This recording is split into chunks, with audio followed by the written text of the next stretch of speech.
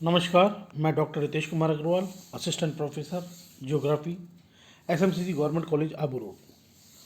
आप सभी का मेरे यूट्यूब चैनल पर पुनः स्वागत है। आज हम जो टॉपिक पढ़ने जा रहे हैं वो है मिस्र की वनस्पति, वेजिटेशन ऑफ इजिप्ट। अगर मिस्र की वनस्पति के संदर्भ में हम बात करें तो वर्षा की कमी के बावजूद मिस्र की प्राकृतिक वनस्पति में विविधता है। अधिकांश पश्चिमी रेगिस्तान पूरी तरह से किसी भी प्रकार के पौधों के जीवन से रहित नहीं है, लेकिन जहाँ पानी विद्यमान है वहाँ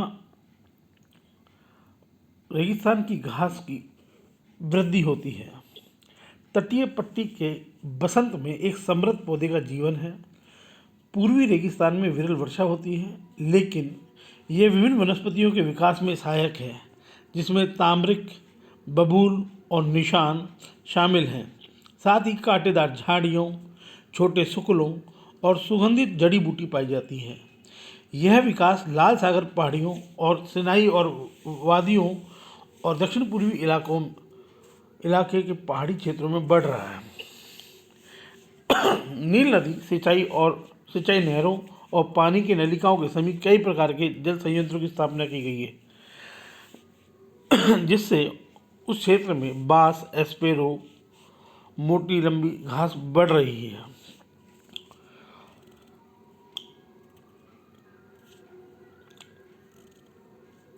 यहाँ मरुस्थल में के खजूर, डोमपास आदि वृक्ष पाए जाते हैं। अगर हम बात करें कि यहाँ के जो वनस्पति प्रदेश हैं, वेजिटेशन रीजन है, तो उसमें वनस्पति की दृष्टि से मिस्र की जो वनस्पति प्रदेश है उन्हें मुख्यतः 5 प्रदेशों में बांटा गया है, जो हैं सिंचित क्षेत्र की वनस्पति, पूर्वी पठार पर विषुवतरेखीय वन, नदी के तटवर्ती भागों में वनस्पति, नंबर 4 है मरुस्थलीय प्रदेश में कटीली झाड़ियाँ, नंबर 5 है उत्तरी समुद्री तटीय भाग में भूमध्य सागरीय वनस्पति क्षेत्र।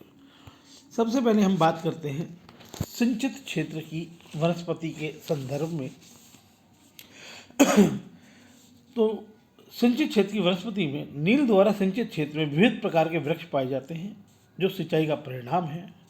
नहरों के किनारे अनेक वृक्ष दिखाई देते हैं।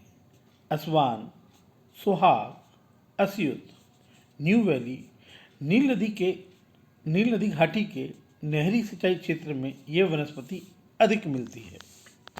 तो इस तरह ये नहरी क्षेत्र में उत्पन्न होने वाली जो वनस्पति है उसके बारे में हमने बात करी। नेक्स्ट हम बात करते हैं पूर्वी पठार व विषुवतरेखीय वन। पूर्वी पठार पर वर्षा की मात्रा अधिक होने और अनेक वादियों के होने के कारण घनी वनस्पति पाई जाती है।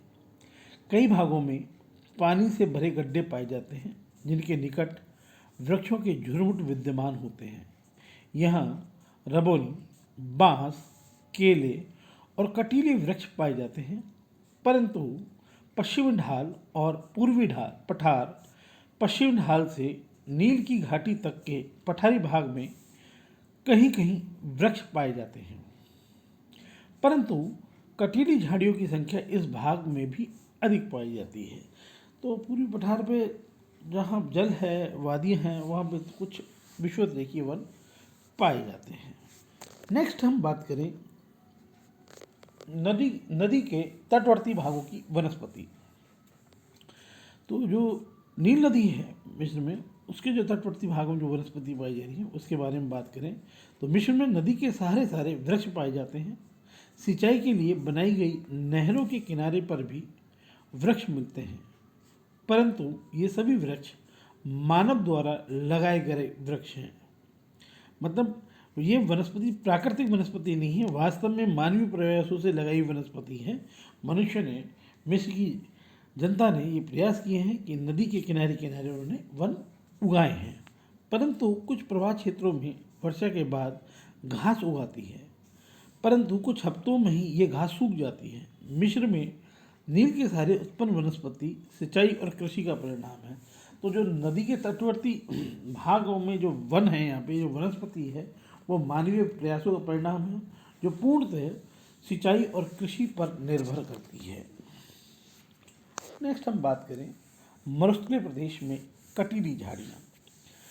हम जानते हैं कि मरुस्थलीय जो प्रदेश होते हैं वहाँ कैक्टस जो है कांटेदार झाड़ियाँ आदि पाई जाती हैं। तो उसी संदर्भ में हम बात करें, अधिकांश मरुस्थलीय भाग में वनस्पति कम पाई जाती हैं यहाँ। जहाँ कहीं पाई जाती है छोटी कटीली झाड़ियों के रूप में पाई जाती है। मरुद्यानों में खजूर मुख्य वनस्पति है। मरुस्थलीय भाग में कटीली झाड़ियों वाले छोटे छोटे वृक्ष इधर उधर दिखाई देते हैं। पूर्वी पठारी भाग की वनस्पति को कटीली झाड़ी वाला स्टेपी प्रदेश भी कहते हैं। इस भाग में थोड़ी वर्षा में ही घास उगाती है, परंतु वह शीघ्र सूख जाती है। तो हम देख सकते हैं कि जो मिस्र है उसके प्रदेश में जो जल उपलब्धता के कारण से जो घास उगती है वो तात्कालिक होती है, क्षणिक होती है, कुछ समय पश्चात ही वह घास सूख जाती है। नेक्स्ट हम बात करें, जो अंतिम वनस्पति प्रदेश है मिस्र का, वो है उत्तरी समुद्र तटीय भाग भूमध्य सागरीय वनस्पति क्षेत्र। मिस्र के उत्तरी भाग में शीत ऋतु में वर्षा होती है। डेल्टा प्रदेश में भूमध्य सागरीय वनस्पति पाई जाती है। तो जो उत्तरी भाग है, जो डेल्टाई क्षेत्र है, नील नदी का डेल्टाई जो क्षेत्र है, वहाँ भूमध्य सागरीय वनस्पति पाई जाती है। भूमध्य सागरीय जो वनस्पति है उसमें जैतून तथा अंजीर के वृक्ष मुख्य रूप से पाए जाते हैं। क्योंकि हम जानते हैं कि जो भूमध्य सागरीय जलवायु है उसके अंतर्गत शीतकाल में वर्षा होती है, ग्रीष्म ऋतु यहाँ शुष्क रहती है, और जो भूमध्य सागरीय कृषि है, ये जो भूमध्य सागरीय जो वन है वहाँ फलदार वृक्ष पाए जाते हैं। जैसे यहाँ जैतून और अंजीर पाए जाते हैं और लेदरी स्किन के वृक्ष पाए जाते हैं। विश्व में जो भूमध्य सागरीय जलवायु क्षेत्र है वहाँ वाइन इंडस्ट्रीज इसलिए क्योंकि वहाँ फलदार वृक्षों की अधिकता पाई जाती है। परंतु मरुस्थल के सीमांत क्षेत्र में खजूर मुख्य वृक्ष है। खारे पानी की झीलों के निकट लंबी घासें पाई जाती हैं। तो भूमध्य जो सागरीय जलवायु हो वहाँ तो जैतून और अंजीर के वृक्ष प्रमुख हैं, लेकिन मरुस्थलीय क्षेत्र में हम सब जानते हैं कि खजूर प्रमुख वृक्ष है, और जहाँ कहीं खारी झीलें हैं वहाँ लंबी लंबी घासें पाई जाती हैं। निष्कर्षतः हम एक बात कह सकते हैं कि इस प्रकार कहा जा सकता है कि मिस्र में प्राकृतिक वनस्पति का पूर्ण अभाव है। बिल्कुल, क्योंकि मरुस्थलीय जलवायु होने के कारण से यहाँ प्राकृतिक वनस्पति के लिए अनुकूल जलवायु नहीं है, और जो कुछ वनस्पति पाई जाती है वह मात्र पूर्वी पठार की वादियों और पूर्वी ढाल पर वन पाए जाते हैं। तो पूर्वी पठारी भाग में ही वन पाए जाते हैं। यह उत्तर में जो भूमध्य सागरीय जलवायु वाला क्षेत्र है वहाँ कुछ वृक्ष पाए जाते हैं। शेष मरुस्थलीय भाग में बबूल व कटीली झाड़ियाँ श्रेणी की ही वनस्पति है जो बहुत कम मात्रा में पाई जाती है। मरुद्यानों में खजूर के वृक्ष अधिक संख्या में पाए जाते हैं। तो निश्चित रूप से एक मरुस्थल में जो मिस्र का जो मरुस्थल है उसमें कटीली झाड़ियाँ ही का ही विस्तार है। कहीं तात्कालिक रूप से जल की उपलब्धता होती है तो घास उगाती है, लेकिन वो कुछ समय बाद ही सूख जाती है। मुख्य रूप से मरुद्यानों में खजूर ही वृक्ष है, और जो पूर्वी पठारी भाग है वहीं पर ही मुख्य रूप से वनस्पति पाई जाती है, वन पाए जाते हैं। धन्यवाद, थैंक यू सो मच मेरे वीडियो को देखने के लिए। आगे मेरे वीडियो को देखने के लिए मेरे चैनल को लाइक करें, सब्सक्राइब करें, शेयर करें। धन्यवाद।